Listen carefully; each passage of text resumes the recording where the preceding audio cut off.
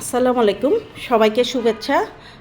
আমি একটি গুরুত্বপূর্ণ বিষয় নিয়ে আলাপ করছি, যেটা একটা মডেলও হতে পারে। একজন গণভোটের যে প্রতিনিধিত্ব করছি, যে গণভোটের যে অ্যাম্বাসেডর হিসাবে আমার কাছে মনে হয় আমার এই কথাগুলি বলা উচিত এখনই, না হলে এটা পরে দেরি হয়ে যাবে। এটা আমার এই কথাগুলি একটা মডেল আকারেও হইতে পারে, হ্যাঁ, যে যারা অন্যান্য জায়গায় গণভোট চাইছে।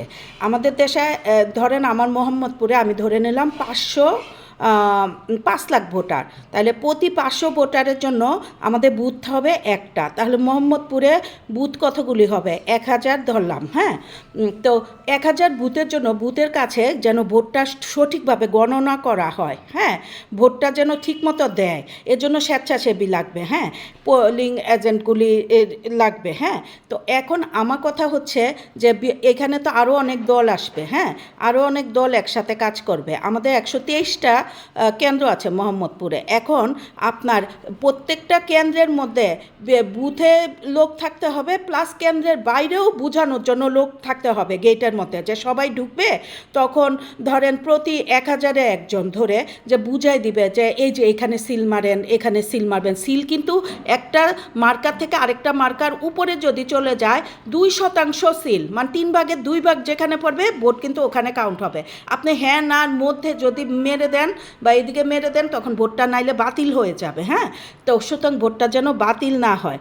তো এখানে তাহলে দেখা যাচ্ছে কত মোহাম্মদপুরে আমাদের টোটাল 10 দলীয় জোটের জন্য 3000 স্বেচ্ছাসেবীকে আমাদের নিয়ে বসতে হবে যেন মার্কাটা ঠিক মতো আসে। তার মধ্যে আমাদের এনসিপির গণভোটের জন্য আমাদের স্বেচ্ছাসেবীগুলি লাগবে। তো যারা যারা স্বেচ্ছাসেবী হতে আগ্রহী তারা, আমি একটা গুগল ফর্ম দিব, ওই গুগল ফর্মে তারা তাদের ছবি, এনআইডি এবং তাদের শিক্ষাগত যোগ্যতা এবং তারা এই 10 সেকেন্ড 20 সেকেন্ড একটা ভিডিও দিয়ে কেন তারা ভালো পারবে এটা দিয়ে আমাদের কাছে পাঠিয়ে দিবে। আমরা পরবর্তীতে কিন্তু স্বেচ্ছাসেবীদেরকে পুরস্কৃত করব যারা এখন আমাদের সাথে স্বেচ্ছাসেবী হিসাবে কাজ করবে, হ্যাঁ। তো আমরা এনসিপি থেকে আহ্বান করব, এনসিপির যারা ছেলেরা আছে যারা স্বেচ্ছাসেবী হিসাবে কাজ করতে চায় তারা যেন এই বিষয়টা খুব খেয়াল করে, হ্যাঁ, যে আমার ঢাকা 13-তে যারা স্বেচ্ছাসেবী হিসাবে কাজ করতে চায় তারা এনসিপিরও আসবে, প্লাস 10 দলীয় জোটের সাথে বসবো আমরা, উনাদের কতজন আছে, কিভাবে পরিকল্পনা করছে। এটা কিন্তু যেন হ্যাঁ ভোটটার কনফার্ম করতে হলেও আমাকে 10 দলীয় জোটের সাথে বসতে হবে, প্লাস জোটের ভোটও। আরেকটা চ্যালেঞ্জ যেটা আমি বলি, কিছু ছোটোখাটো মার্কা আছে না, ওই মার্কার ভোটগুলি সাধারণত কি করে, ওই মার্কারও একজন পুলিশ এজেন্ট দেয়, একটা দলের একটা এজেন্ট দিবে।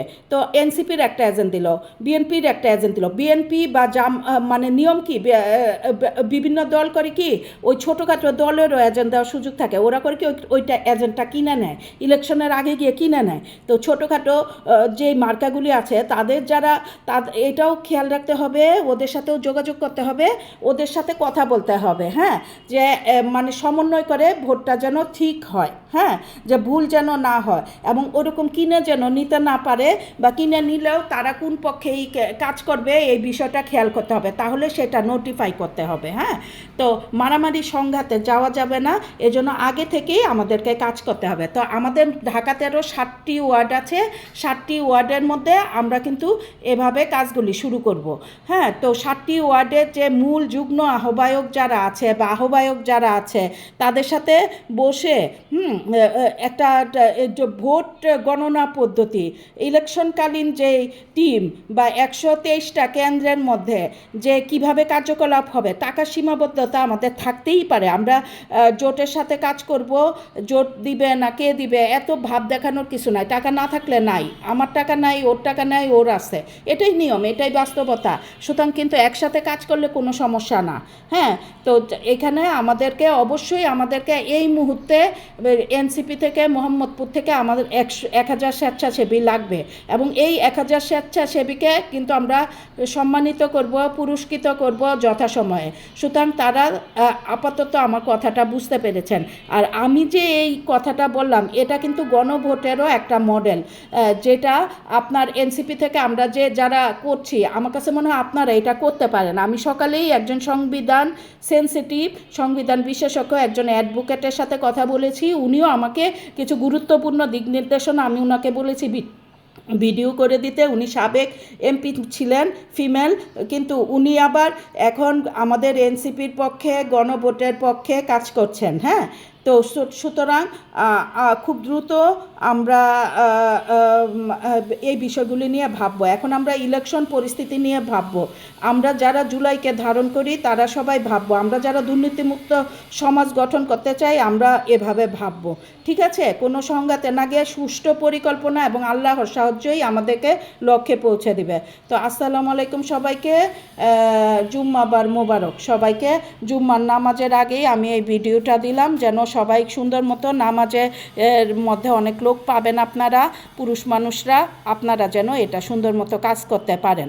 আর আরেকটা বিষয় নিয়ে আমি বলি, অনেক জায়গায় বিব্রত ফিল করেন যে নারী নেতৃত্ব নিয়ে। একটা জিনিস মনে রাখবেন, আমাদের কিন্তু আমরা প্রফেশনাল এবং আমরা কর্ম করে খাই, কিন্তু সবারই মা, বোন, মেয়ে, সেবা সব কিছুই নারীদের অনেক দায়িত্ব। হ্যাঁ, পুরুষদেরও দায়িত্ব একটা সংসারকে দেখে রাখা, টিকিয়ে রাখা, জীবিকা রোজগার। মেইন টাকা কামাইটা কিন্তু পুরুষরাই সংসারে বেশি করে এবং ওটা ওনাদের উপরে, আর নারীদের উপরে সংসারের ভাগ। সব কিছু ম্যানেজ করে দুইজনই কিন্তু নেতৃত্ব দিবে, যে আসবে তাকে সম্মানিত করা হবে।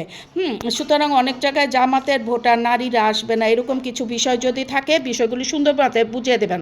কোরআনের কিন্তু সবসময় বলছে জ্ঞানী হইলে নারীও জ্ঞানী, পুরুষও জ্ঞানী হতে পারে। যেমন এক একটা বিষয় নিয়ে কোরআনে বিভিন্ন সময় ব্যাখ্যা দিয়েছে। মশা, মাছি, নারী, কি জানি বলে বাঘ, যে গাধা বা বিভিন্ন রকম প্রাণী। একটা বনের বাঘও কিন্তু শিকার করে খায়, একটা নারী বাঘও কিন্তু শিকার করে খায়। পুরুষ বাঘ তাকে শিকার করে এনে দেয় না, নারী বাঘ শিকার করে খায়, এটাই নিয়ম। আবার দেখা যায় পুরুষ বাঘের শক্তি কম, নারী বাঘের শক্তি, সে আবার বেশি শিকার করে খায়। সুতরাং চাষাবাদ পৃথিবীতে আবিষ্কার করছে, প্রথম চাষাবাদে অবদান রাখছেই নারীরা। পৃথিবীতে প্রথম সন্তানদের লালন পালন করছে, এই যে সব কিছুতেই নারীদের অবদান। সুতরাং নারীরা ডিসরেসপেক্টফুল না, বিষয়টা আমি ইচ্ছা করে বলে দিলাম যে মাথায় রাখেন। অনেক সময় নারী যারা ক্যাম্পেইন করতেছেন তাদের মনে এটা আসে, বা নারীরা আমাদের রাজনীতি থেকে সরে যেতে পারে, এরকম আশঙ্কা হইতে পারে। এজন্য আমি বিষয়টা বলে দিচ্ছি। এটা কিন্তু একটা গ্রুপ আছে, এগুলোকে আলাদা করার কিছু নাই। নারী পুরুষ মিলেই একটা সমাজ, একটা দেশ, একটা ভূমি, একটা পৃথিবী। ধন্যবাদ। আসসালামু আলাইকুম।